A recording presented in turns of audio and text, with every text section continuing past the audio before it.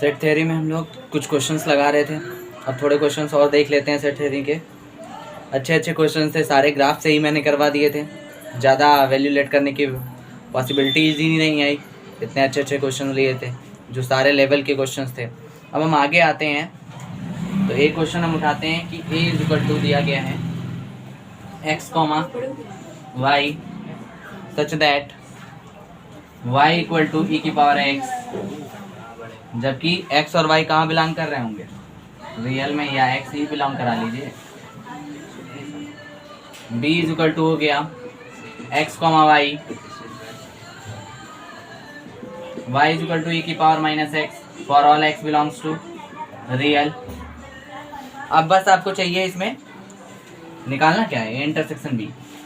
ज़्यादातर अभी तक हमने ए इंटरसेक्शन बी के सवाल कराए हैं क्योंकि ये ज़्यादा पूछे जाते हैं। ऐसे क्वेश्चंस बहुत लेवल के होते हैं, तो आई जेई में भी काफ़ी पूछे गए हैं और आर डी शर्मा में भी ऐसे क्वेश्चन बहुत सारे हैं। तो आपको बस देखना है और समझना है। थोड़ा वीडियो की क्वालिटी अगर दिक्कत करे तो एडजस्ट करिएगा। तो अभी हम लोग आगे बढ़ते हैं। तो इसके ऑप्शन देना ज़रूरी है। तो इसका ऑप्शन है, ए ऑप्शन जो है वो है A intersection B phi. B option जो है वो है ए इंटरसेक्शन बी 0,1। फिर है सी ऑप्शन जो है वो A intersection B R square. D option है, बातें क्यों कर रहे हो, बस दो आराम चुपचाप, ए इंटरसेक्शन बी 0,0। तो हमें देखना है कि क्या ये मिलेगा या नहीं मिलेगा हमें। ये पॉइंट्स हैं इसलिए थोड़ा स्मॉल ब्रैकेट्स में रखना है। तो सबसे पहले हमने कहा था इसको भी ग्राफ से बनाया जा सकता है। कैसे, ग्राफ बना लेते हैं एक्स वाई। ग्राफ से तुरंत सॉल्व हो जाएगा क्योंकि हमें वहाँ टाइम बचाना है। अगर टाइम नहीं आ पाए तो हमारा ये पढ़ने का कोई मतलब नहीं बनेगा, क्योंकि आप थ्योरेटिकल कितना भी कर लीजिए, अगर आप वहाँ टाइम नहीं बचा पा रहे हैं तो आपको वहाँ लगाने का कोई फ़ायदा नहीं होगा। आपके नंबर ज़्यादा नहीं बन पाएंगे और आपको अच्छे कॉलेज नहीं मिल पाएंगे। अच्छा कॉलेज चाहिए तो आपको टाइम बचाना पड़ेगा। तो मैंने कहा ई की पावर एक्स है। अगर ई की पावर एक्स का ग्राफ देखा जाए तो ऐसे की तरफ जाता है, ऐसे ई की पावर एक्स का जो जाता है वो ऐसे, मतलब दिखा दे, एक तो ऐसे जाएगा और एक ऐसे जाएगा। तो हमें पॉजिटिव की तरफ जब जाएंगे तो ऐसे, ये ई की पावर एक्स का, और जब निगेटिव की तरफ, मतलब निगेटिव की तरफ ऐसे नीचे की तरफ निकल के आएंगे और ये पॉइंट क्रॉस करता है एक ही पॉइंट पर, ये टच नहीं करेगा कभी। ये हो गया ई की पावर माइनस एक्स का। अब पता है ये पॉइंट कहाँ पर मिलेंगे, ये पॉइंट मिलेगा 0,1 पे, 0,1 पे, यानी इसका इंटरसेक्शन सिर्फ एक सिंगल मिलेगा, वो भी 0,1। ये गाढ़ा है, इसमें दिख रहा है कि नहीं, हाँ दिख रहा है। तो यानी यहाँ पर ऑप्शन हो जाएगा बी। और अगर आपको पॉइंट ढूंढ के निकालना है तो एक्स की वैल्यू पुटअप करते जाइए, आपको मिल जाएगा। एक्स बराबर 0 रखिए, यहाँ पर जैसे ही एक्स बराबर 0 रखेंगे तो 1, यहाँ भी एक्स बराबर 0 1, यानी दोनों में सेम पॉइंट आ रहा है सिर्फ 0 पर। तो एक्स बराबर 0 यहाँ पर मिलेगा, इसलिए ग्राफ से भी हो गया और पॉइंट रखने से भी हो गया। समझे, आगे बढ़ते हैं। अगला क्वेश्चन भी इसी की तरीके है, देखते हैं कितने पॉइंट्स वो कंटेन करता है। इसमें भी ए इंटरसेक्शन बी निकालना है, काफी क्वेश्चन है इंटरसेक्शन बी के। A equal to X comma Y such that Y is equal to हो गया 4/x और x comma Y belongs to real number. B जो होगा वो हो जाएगा, और यहाँ ध्यान रखिएगा एक चीज और लिख लीजिएगा, x does not equal to 0। x comma y फिर x square plus y square equal to 8, x comma Y belongs to real number. अब ये पता है आपको सर्कल का इक्वेशन है, ये है रेक्टेंगुलर हाइपरबोला का इक्वेशन। ये सर्कल का इक्वेशन है, ये रेक्टेंगुलर हाइपरबोला का इक्वेशन है। तो यहाँ से भी हम ग्राफ बना के तुरंत सॉल्व कर सकते हैं। नहीं ग्राफ बनाना है तो पॉइंट रख के देखिए, हम तो ग्राफ से ही सॉल्व करेंगे। ये हो गया x, ये हो गया y, सर्कल का इक्वेशन, यानी सर्कल का ग्राफ बनाना होगा हमें सबसे पहले, और चेक भी करना होगा ये पॉइंट कहाँ मिलेगा। पहले तो इसका वो जो बनेगा ये 2√2 यानी रेडियस 2√2 आने वाला है। एक सर्कल मैंने ड्रॉ कर लिया, इसका रेडियस हो गया 2√2। अब हमें देखना होगा क्या ये एक्स वाई बराबर 4 जो है वो इंटरसेक्ट कर रहा है या नहीं कर रहा है। ये जानने के लिए अगर चाहे तो पॉइंट रख सकते हैं, मतलब इन दोनों को क्रॉस कराएं, इंटरसेक्ट करेंगे, इसका मतलब सॉल्यूशन मिलेगा ना एक। चलो करके देख लेते हैं। y की जगह 4/x रख लेते हैं। एक्स स्क्वायर हो गया, ये हो गया 16/x स्क्वायर हो गया, और इधर 8 है, ये x की पावर 4 हो गया, इधर 16 हो गया, ये 8x स्क्वायर हो गया, यहाँ x 4 8x स्क्वायर, और ये हो गया 16 = 0। एक्स स्क्वायर की वैल्यू निकालने के लिए हमें डायरेक्ट सीधे धनाचार्य लगा देना चाहिए। 8 + -√8 8 8 64 हो गया, 16 चौको 64 हो गया, अपॉन में 2a, ये तो 0 हो गया, पूरा पूरा कट जाएगा, 2 चौको 8 यानी कि 4 आ गया, ये 4 आया यानी कि +2 -2 आ गया। x बराबर आ गया +2 -2, x बराबर +2 -2 इसके अंदर ही मिलेगा, x बराबर +2 -2 इसके अंदर ही मिलेगा। मिलेगा कि नहीं मिलेगा, क्योंकि ये लगभग 2 पॉइंट कितना होगा 1.141 2 से मल्टीपल कराएंगे तो 2.8 यानी इसके अंदर आएगा पॉइंट, तो लगभग 4 पॉइंट कंटेन करेगा, क्योंकि ऐसे जब जाएगा अंदर कट करते हुए जाएगा, ये जाएगा अंदर कट करते हुए जाएगा, तो यानी 1 point 2 point 3 point 4 point 4 point contain करेगा। 4 पॉइंट मिलेंगे आपको। इसमें कंटेनिंग पॉइंट पूछा है कितने पॉइंट कंटेन करेंगे, 2 3 4 या 5, एक भी नहीं, तो हमने बताया कि 4 पॉइंट कंटेन करेंगे ए इंटरसेक्शन बी के लिए। ठीक है, ग्राफ से बहुत आसान होता है सॉल्व करना, इसलिए मैंने इनके पॉइंट, ये जो है यहाँ पर 2.8 है, यहाँ पर 2.8 है, तो क्या यहाँ पर भी 2.8 होगा, सॉरी ये तो यहाँ पर है ना, इसका मतलब ये टच करते हुए जाएगा, यानी सिर्फ 2 पॉइंट मिलेंगे, सिर्फ 2 पॉइंट कंटेनिंग मिलेगा, सिर्फ 2 पॉइंट मिलेंगे। आप बना के देख लीजिएगा, मिल जाएगा 2 पॉइंट हमने निकाले भी हैं, 2, -2।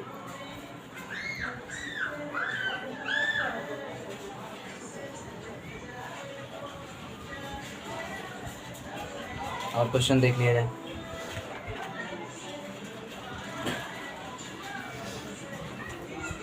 इस तरीके के क्वेश्चन तो ज़्यादा करने की कोई ज़रूरत नहीं है, थोड़े ही वो वाले क्वेश्चन भी करना। ठीक है, एक सेट ए लिया, उसमें दिया है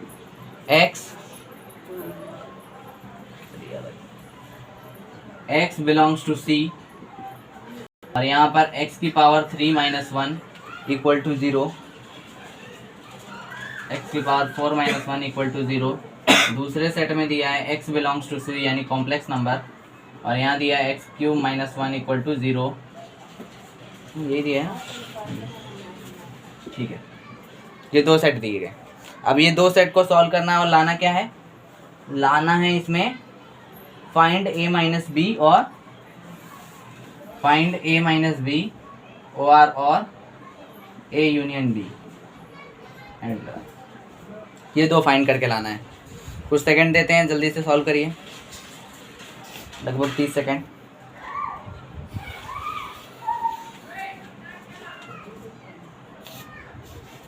सबसे पहले इसके पॉइंट्स चाहिए होंगे, 30 सेकंड हो चुके। सबसे पहले इसके पॉइंट्स निकालने होंगे, बिना पॉइंट्स के आप कुछ कर नहीं सकते। ए में कितने पॉइंट हैं या ए में कितने एलिमेंट्स हैं। ए में एलिमेंट्स अगर ढूंढने जाएं तो ए में हमें एलिमेंट्स मिल जाएगा x की पावर 4 = 1, इसका मतलब x = e की पावर 1 की पावर 1/4 आ रहा है। क्यूबिक के लिए ये है, क्वार्टर पोल के लिए है, यानी कि जब 4th पावर आ जाती है तो इसके रूट्स निकल के आते हैं 1, -1 i, -i।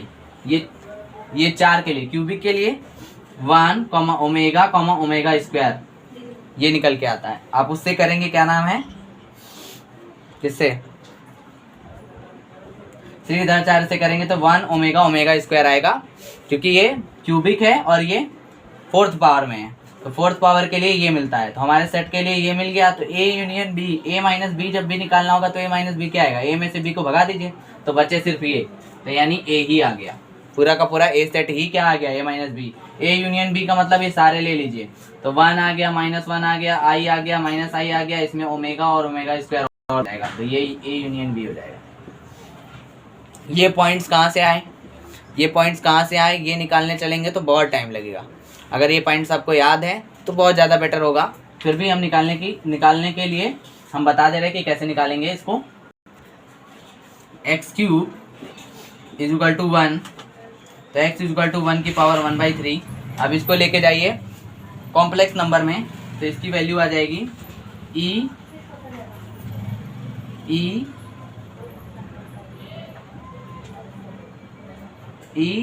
i π/3 और इसकी आ जाएगी i π/4। तो इसमें ये वैल्यूज निकाल के देगा जब इसका खोलेंगे cos theta plus i sin theta से, तो यहाँ से वैल्यूज आएंगी ये 1 -1 i -i। बहुत ज़्यादा समय नहीं लेते हैं, आगे बढ़ते हैं। पॉइंट्स याद हो गए तो बहुत अच्छी बात है, मुझे याद थे मैंने लगा दी। अगला 4th रूट ऑफ यूनिटी था ये, और वो क्यूब रूट ऑफ यूनिटी है। अब क्या कराएं, कार्डिनलिटी ऑफ सेट कराते हैं।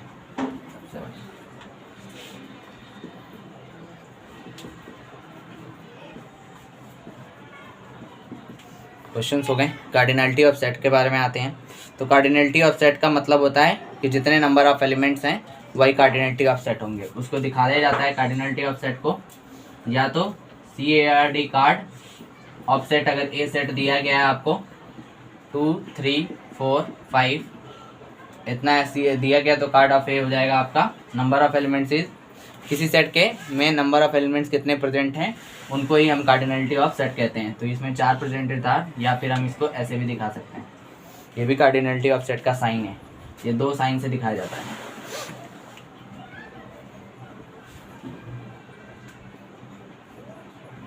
तब एक सवाल पे आ जाते हैं, अच्छा सवाल है, कार्डिनलिटी पर ही बेस्ड है। A is the subset of B,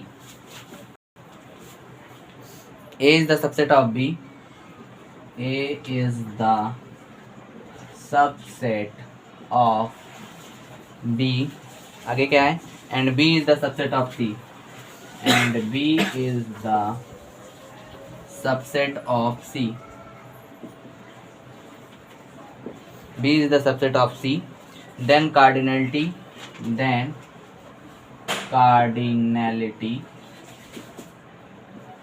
ऐसे क्वेश्चन भी अच्छे ही होते हैं। A union B union C इसकी कार्डिनलिटी बतानी है। कुछ देर ले लीजिए समय, तो पता चल ही जाएगा।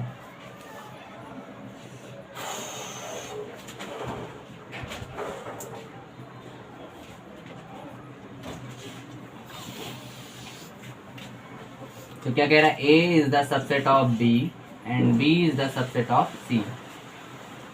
तो इसको हम ऐसे भी तो लिख सकते हैं, A is the subset of B, B is the subset of C, क्योंकि A is the subset of B है फर्स्ट एंड द सेकंड, दोनों के अकॉर्डिंग हम ये बात लिख सकते हैं।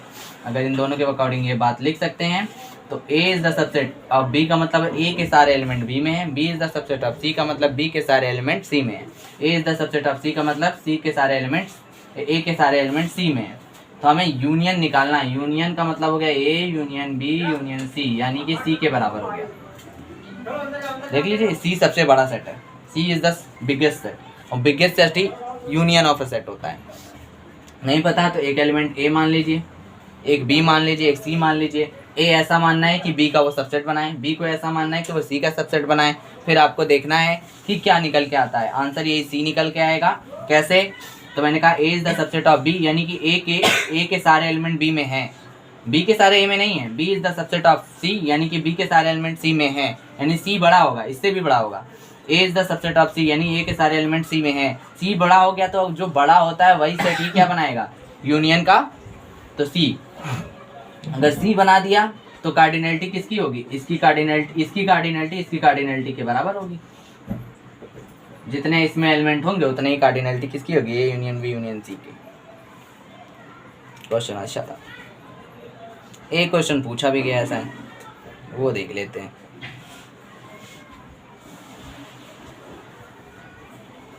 ये निमसट में आया हुआ, पता नहीं कौन सी ईयर में आया पर आया। Number of element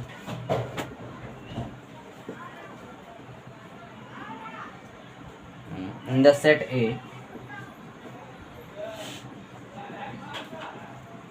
3 and the number of element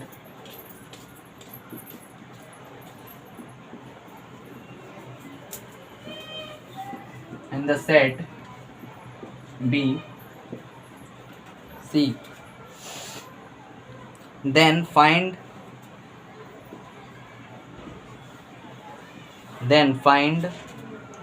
least number of element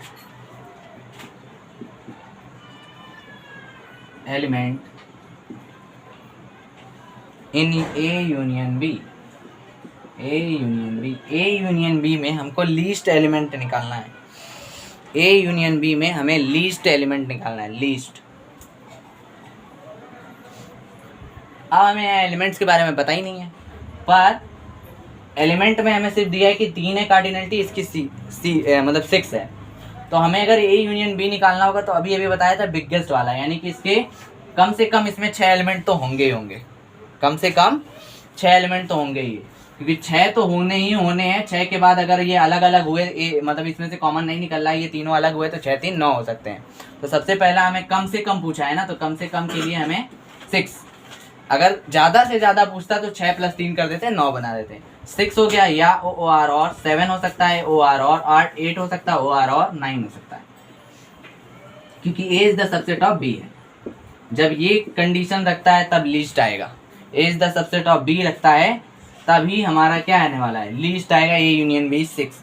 अगर ये कंडीशन नहीं रखता है, लीस्ट पूछा है तो ये कंडीशन रखेगा ही रखेगा, नहीं है तो ये इन तीनों में से कोई भी हो सकता है। अगर यहाँ लिस्ट की जगह अधिक से अधिक दे देता, मोर नंबर पूछ देता तो 9 सीधे 9 लगाते। इस क्वेश्चन को ध्यान रखना है क्योंकि ये क्वेश्चन ऐसे ही आता है। अब आते हैं और किसी क्वेश्चन पे जो अच्छा ही है, 3-4 लेक्चर तो होने ही चाहिए।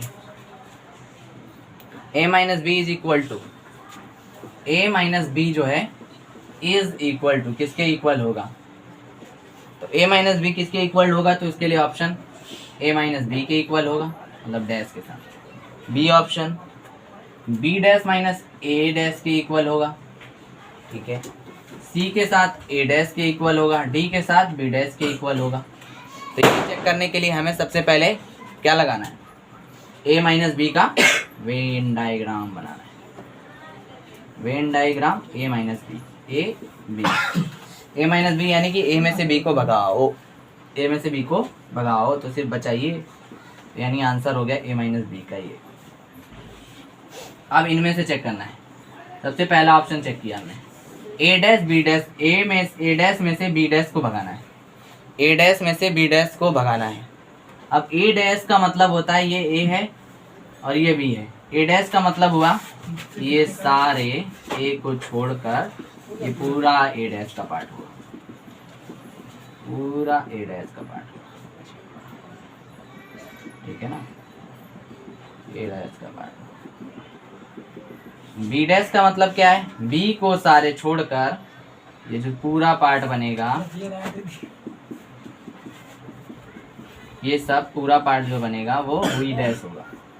तो a डैश हो गया, b डैश हो गया। a डैश में से b डैश को भगाना है, तो a डैश का जो पार्ट है, a डैश का ये पॉइंट वाला पार्ट है, उसमें से b डैश वाले पार्ट को भगाएं तो बचेगा क्या हमारे पास, a डैश का ये पार्ट पूरा, यानी ये सारा का सारा कॉमन एरिया निकल जाएगा। बचने वाला पार्ट सिर्फ ये है, a डैश में से b डैश को भगाना है तो ये वाला पूरा पार्ट बच जाएगा, क्योंकि a डैश इतना है, इतना, b डैश इतना है, इतना, ये वाला पूरा पार्ट हट जाएगा, ये बच जाएगा, यानी ए यूनियन बी बच रहा है। गड़बड़ कर रहे हैं क्या, हमें निकालना क्या है ये? अच्छा ये बच जाएगा, ये वाला पार्ट बच जाएगा।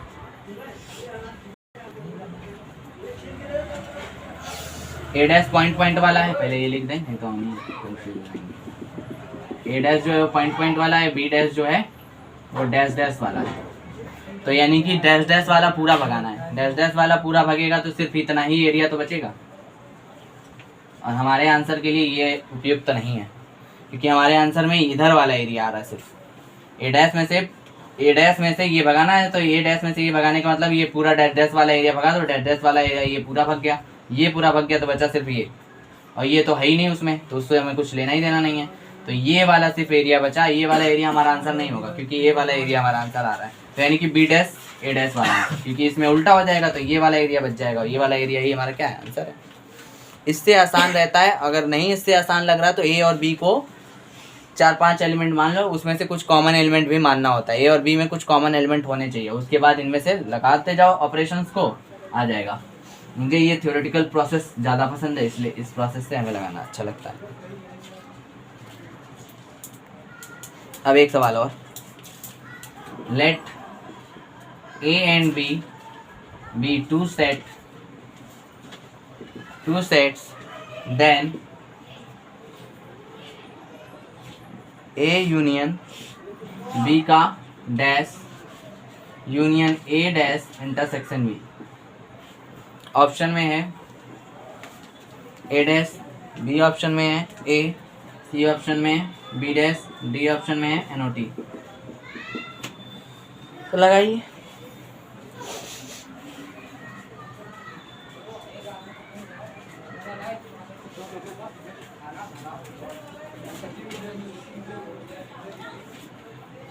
वेन डायग्राम हम फिर यूज करेंगे, तो उसी से तो मज़ा आएगी। बिना वेन डायग्राम के सॉल्व करने से क्या फायदा।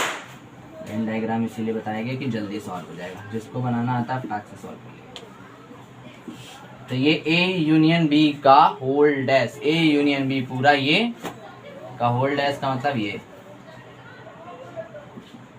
होल डैश का मतलब ये सब छोड़ दो, ये यूनियन पूरा छोड़ दो। थोड़ा बनाने के लिए अब ए यूनियन बी के होल डैश को हमने किससे दिखाया है, ये भी दिखा दें, ये ऐसे ऐसे दिखाया है। फिर उसके बाद ए डैश को कैसे दिखाएंगे, तो ए डैश का मतलब हो गया, ए डैश को पॉइंट से दिखा देते हैं। ए डैश का मतलब ये पूरा पार्ट, ए डैश का मतलब ये पूरा पार्ट पॉइंट से दिखाया। ये भी है ए डैश पूरा पार्ट है, पॉइंट। ए डैश को हमने पॉइंट से दिखाया। उसके बाद बी के साथ इंटरसेक्शन कराना है। बी के साथ इंटरसेक्शन कराते ही वो कौन सा वाला आ जाएगा, ए इंटरसेक्शन बी कौन सा वाला आ जाएगा, ये वाला।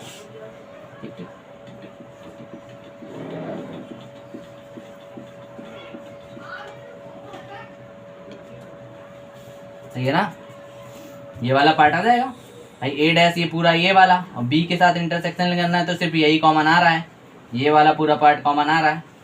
यानी हमने ए इंटरसेक्शन बी इसको हमने दिखाया है ये वाले पार्ट से, ऐसे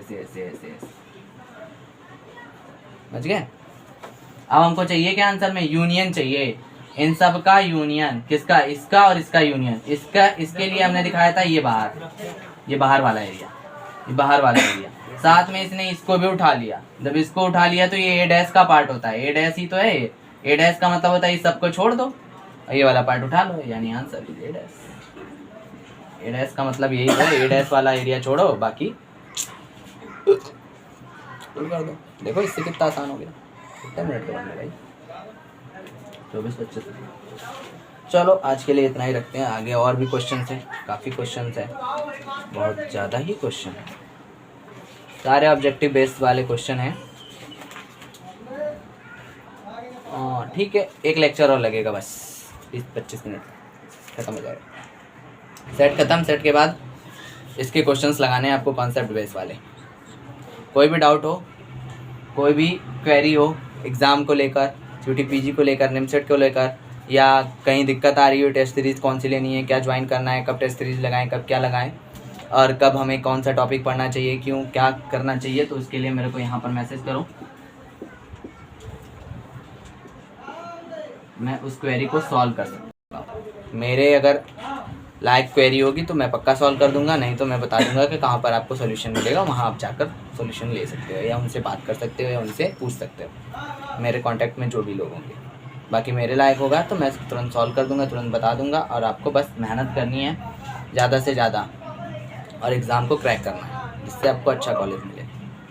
और ऐसे ही क्वेश्चन को सॉल्व करोगे तो ही क्रैक कर पाओगे, अदरवाइज़ भूल जाओ कि क्रैक कर पाओगे, वरना आप रह जाओगे वही 100 नंबर में, 100 नंबर 150 नंबर या 100 120 के आसपास, फिर उसी में घूमना, फिर ज़्यादा तय करना। मिलेंगे फिर अच्छे कॉलेज, बहुत अच्छा कॉलेज नहीं मिलने वाला। अच्छे से करना है तो आपको जल्दी लगाना है। जल्दी लगाने के लिए मैंने एक तरीका बताया, अगर ऐसे क्वेश्चन आते हैं तो उनको वेन डायग्राम से तुरंत सॉल्व कर दो, लेट करने की कोई ज़रूरत नहीं है। लेट करोगे जब तक, तब तक वेन डायग्राम बनाकर तुम्हें आंसर फटक देगा फटाक से। तो आज के लिए धन्यवाद, नमस्कार।